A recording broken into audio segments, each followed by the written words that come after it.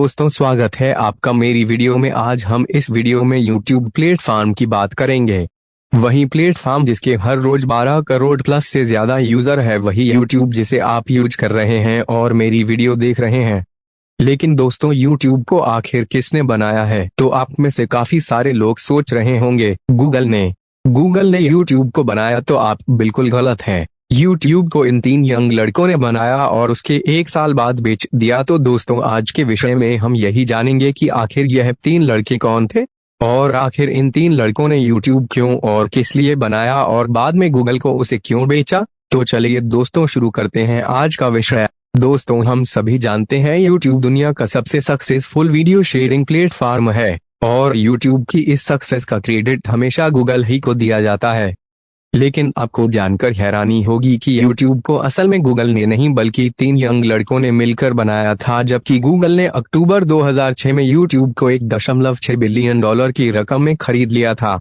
तो दोस्तों YouTube को क्रिएट करने वाले वो 3 लड़के कौन थे और आज वो YouTube को बेचने के बाद क्या कर रहे हैं?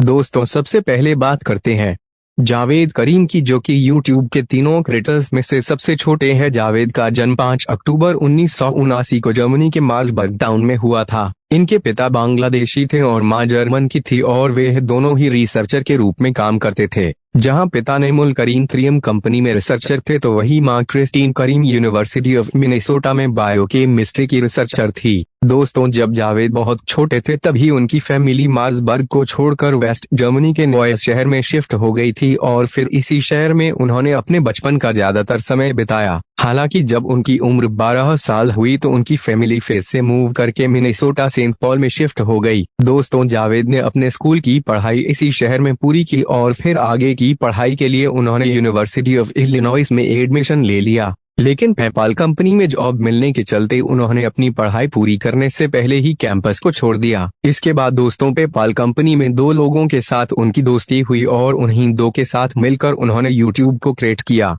जावेद से जब YouTube बनाने के पीछे का उनसे रीजन पूछा गया तो उन्होंने बताया कि वे इंटरनेट पर अपनी पसंद की वीडियो नहीं देख पाते थे और उनकी इसी प्रॉब्लम ने YouTube बनाने के लिए उन्हें इंस्पायर किया था। इसके बाद दोस्तों साल 2005 की शुरुआत में जावेद ने अपने दोस्तों के साथ मिलकर YouTube डोमेन खरीदा और अगले कुछ ही महीने में उन्होंने इस वेबसाइट को पूरी तरह से तैयार कर दिया। इसके बाद दोस्तों वेबसाइट बन जाने के बाद 23 अप्रैल 2005 के दिन जावेद ने YouTube पर पहली वीडियो अपलोड करी, जिसका टाइटल था मी एट द ज़ू। आप में से काफी सारे लोगों ने यह वीडियो देखी भी होगी और आपकी जानकारी के लिए बता दूं, उस वीडियो में जो लड़का नजर आ रहा है वे असल में जावेद करीम ही है। दोस्तों जावेद ने YouTube के विकास में बहुत अहम रोल निभाया, फिर अचानक उन्होंने YouTube से क्वाइट कर दिया। दरअसल उस समय उनके दिलचस्पी एंटरप्रेन्योर से कहीं ज्यादा पढ़ाई में थी, क्योंकि वे पढ़ लिख कर एक प्रोफेसर बनना चाहते थे। और साल 2006 में जब गूगल ने YouTube को एक्वायर किया तो उन्होंने केवल अपनी पढ़ाई के लिए YouTube का एम्प्लॉय न बन के सिर्फ एक इनफॉर्मल एडवाइजर बन गए।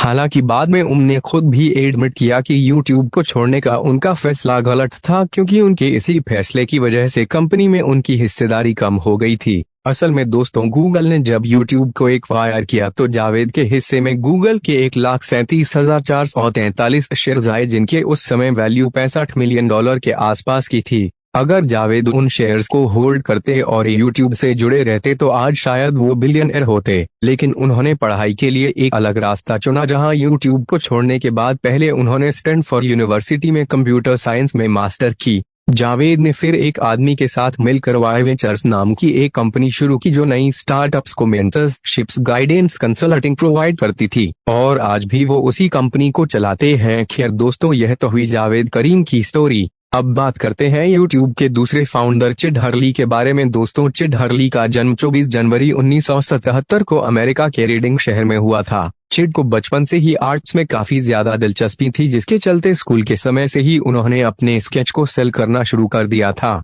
लेकिन जब वह हाई स्कूल में पहुंचे तो उनकी दिलचस्पी आर्ट के साथ साथ ही कंप्यूटर और टेक्नोलॉजी में भी बढ़ने लगी और हाई स्कूल के दौरान वे टेक्नोलॉजी स्टूडेंट एसोसिएशन के मेंबर बन गए। इसके अलावा उन्हें रनिंग में भी काफी दिलचस्पी थी और स्पोर्ट में उन्होंने 1992 और 1994 के दौरान स्टेट टाइटल जीते थे।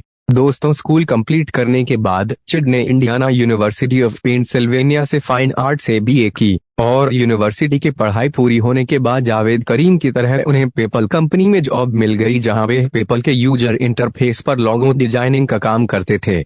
और जैसा कि हमने आपको पहले ही बताया कि पेपाल कंपनी में चिड की मुलाकात दो लोगों से हुई थी और फिर इन तीनों ने ही मिलकर यूट्यूब को क्रिएट और डेवलप किया। दोस्तों, यूट्यूब को बनाने के बाद चिड इस कंपनी के पहले सीईओ बनाए गए। हालांकि उस वक्त उनका काम सिर्फ यूट्यूब का शेयरिंग फीचर को मैनेज करना था। इसके बाद जब अक्टूबर 2006 में गूगल ने जब यूट्यूब को एक्वायर किया तो चिड ने कंपनी को एकदम से क्वाइट नहीं किया, बल्कि वे 2010 के एंड तक यूट्यूब के सीईओ पद से जुड़े रहे। 2010 तक यूट्यूब से जुड़े रहने का चिड का फायदा यह हुआ कि यूट्यूब के बिकने पर उनके हिस्से में सबसे बड़ी रकम आई। दरअसल दोस्तों, यूट्यूब को सेल करने के बदले में चिड को गूगल के 6,94,087 शेयर्स चिड के अकाउंट में डाले गए और 41,232 शेयर्स ट्रस्ट के जरिए उन्हें प्राप्त हुए थे। उस समय इन शेयर की टोटल वैल्यू $346 मिलियन थी, जो कि जावेद करीम के हिस्से में आए $65 मिलियन के शेयर से 5 गुना ज्यादा थे।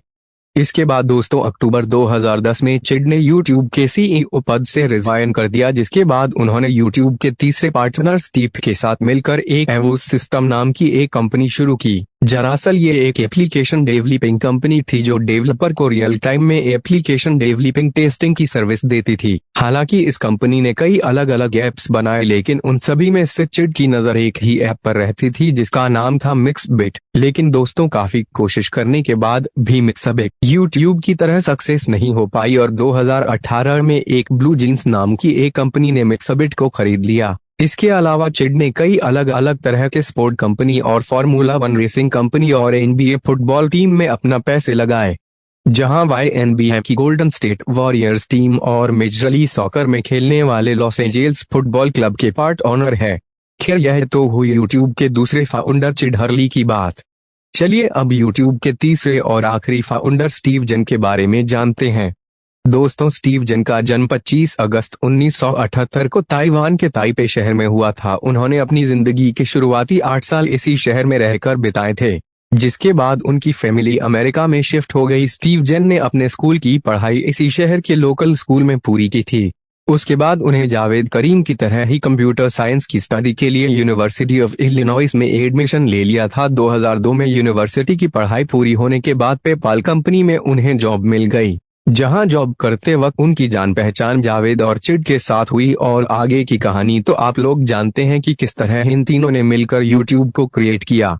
हालांकि दोस्तों, स्टीव की कहानी जावेद और चिड से काफी अलग है कि उन्होंने यूट्यूब को बनाने से पहले कुछ महीने फेसबुक के लिए भी काम किया था। और अगर यूट्यूब की बात करें तो उसमें स्टीव को चीफ टेक्नोलॉजी ऑफिसर की जिम्मेदारी सौंपी गई थी, जहां उनका मेन काम यूट्यूब के ट्रैफिक को मैनेज करना था। दोस्तों, जब साल 2006 में गूगल ने यूट्यूब को खरीदा तो उसके बदले में गूगल के 6,25,366 शेयर्स डायरेक्टली स्टीव के अकाउंट में डाले और 68,721 शेयर्स एक ट्रस्ट के जरिए स्टीव को मिले, जिनकी उस वक्त कीमत $325 मिलियन के आसपास थी। लेकिन दोस्तों, आज उन्हीं शेयर्स की वैल्यू $1.78 मिलियन हो चुकी है।